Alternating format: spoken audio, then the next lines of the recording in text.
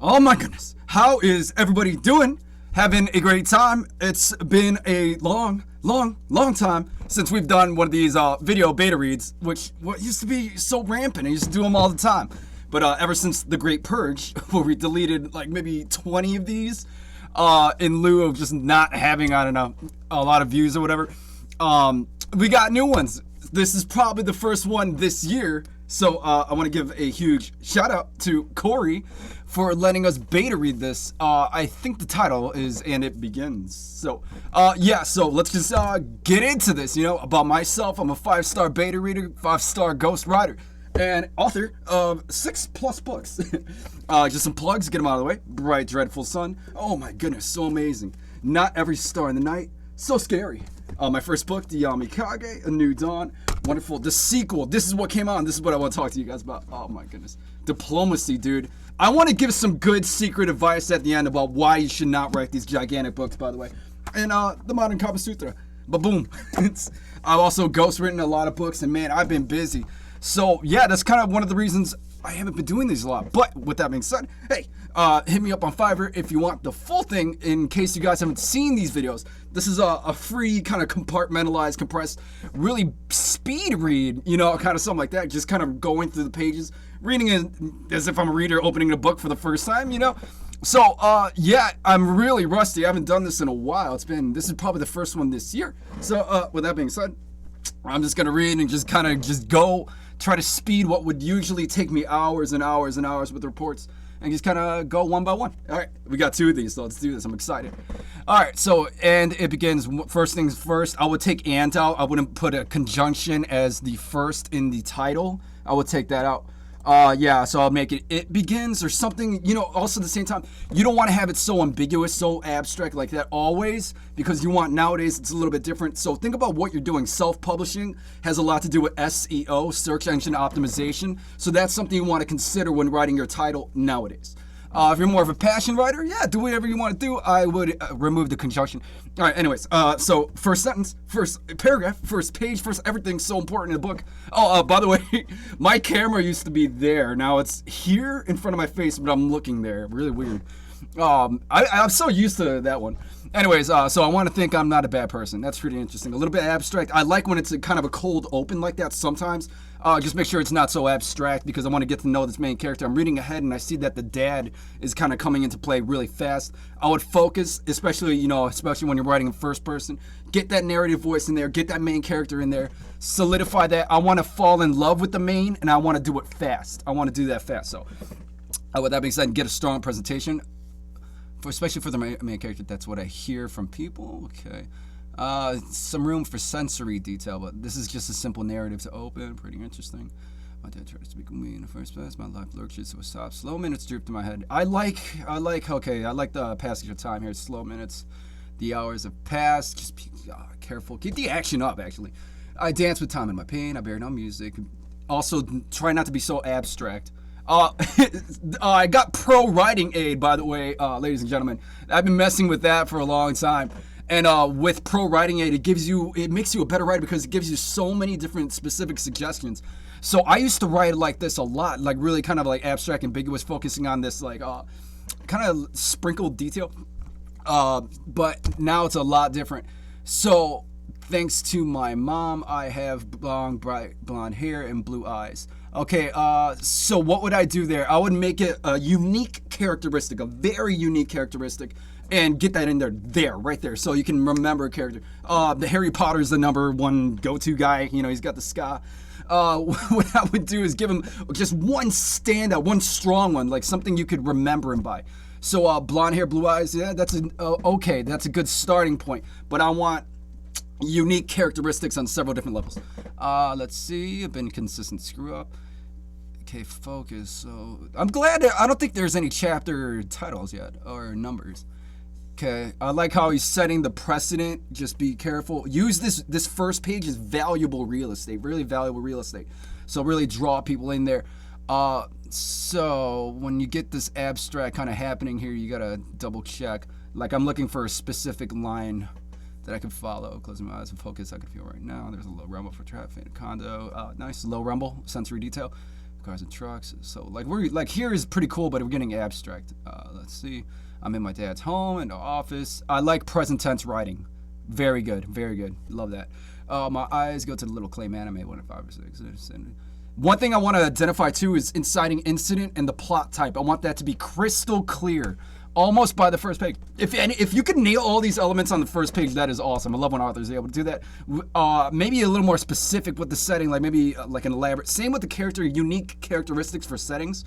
Would love to see some of that. Okay, now we know that the dad contract he accepted 17 years ago. Give that specific age. Go ahead and put that right there. I might be rusty, by the way. I might just glance over a lot of stuff. You never know.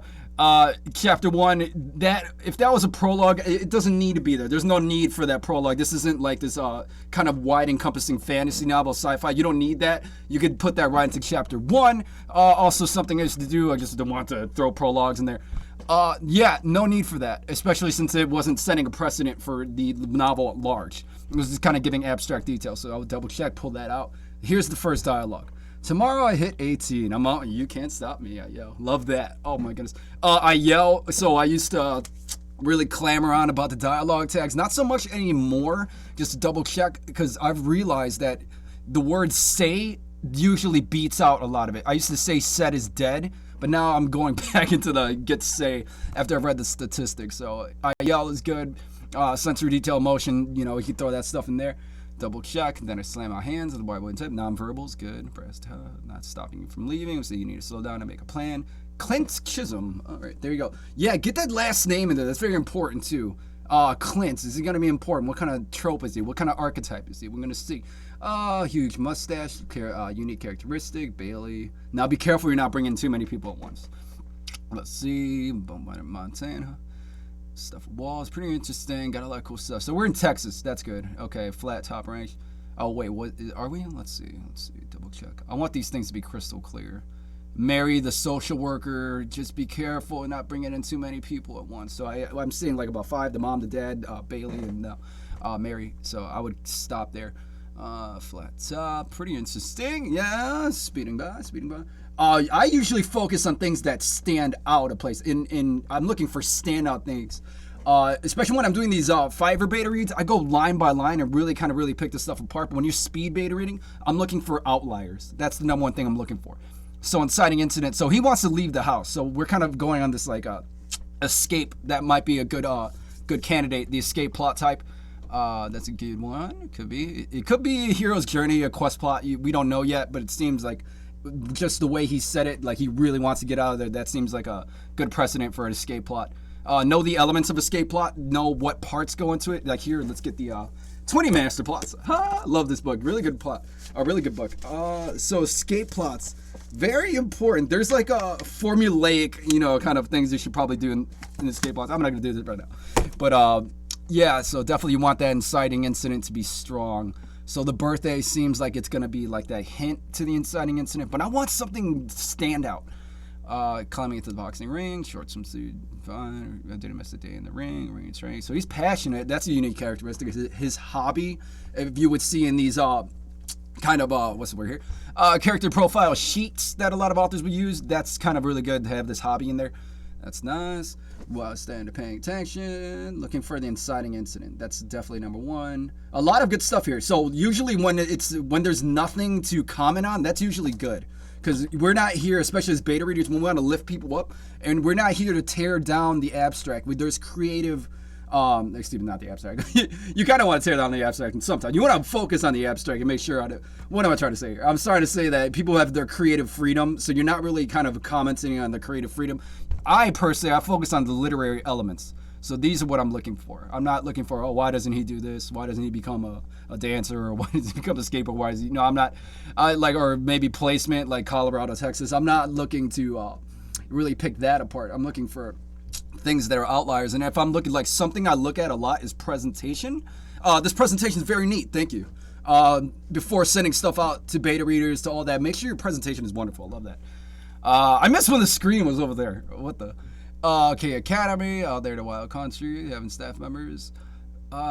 So watch out for redundant material too. That's a little bit different. You don't want to have so much redundancies. A lot of these narratives are really healthy. You know, they have the I don't know if you guys remember the cheeseburger paragraphs, the healthy 5 sentences.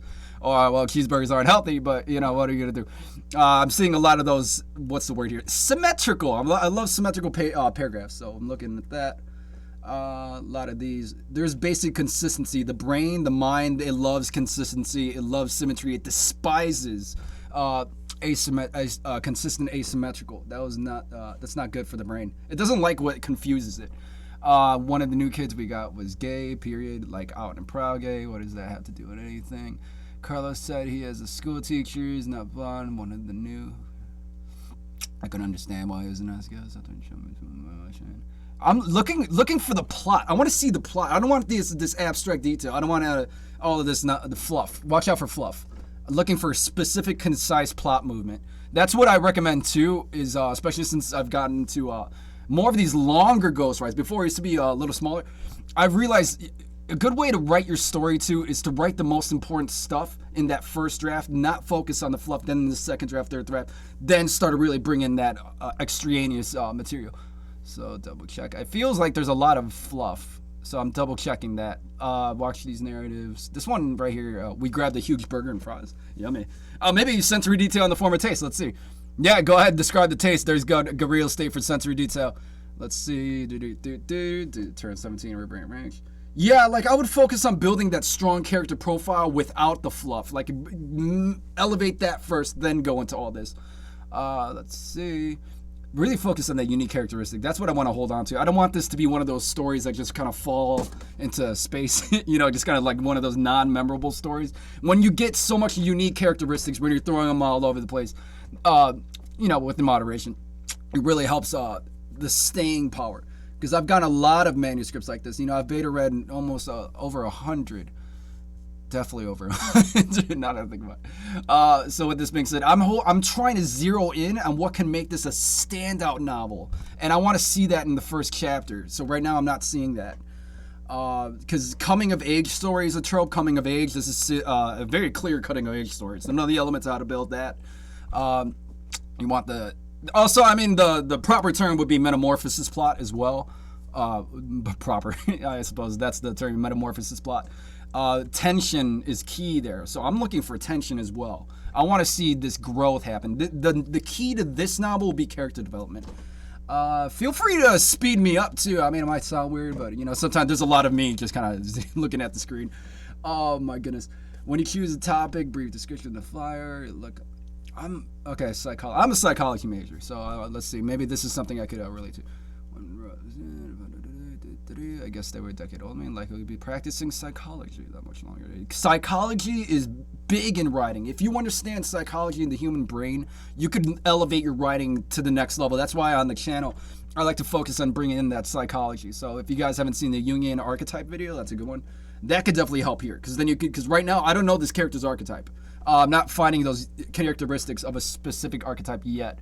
I'm like maybe the magician. You know, this is all Carl Jung's psychology. So he's a strong candidate for the explorer, the outlaw, and the magician. So I'm hoping he gets those elements specifically. Sergeant Glass, he says, was clear now. Cool. I like how the dialogue tags are not getting overwhelming. I like how they're using moderation. So we even have sentences without dialogue tags, but they're not the onion chop slew. They're not like those fast onion chops. They're used in moderation, so I like that. There's a nice balance between these dialogues and these healthy narratives. I like that. Don't be afraid to kind of branch out a little bit. Like right here, this is nice, where he kind of steps out the zone a little bit, gets more dialogue in there. That's totally fine. Just be careful it doesn't get too confusing. And right now it doesn't seem confusing.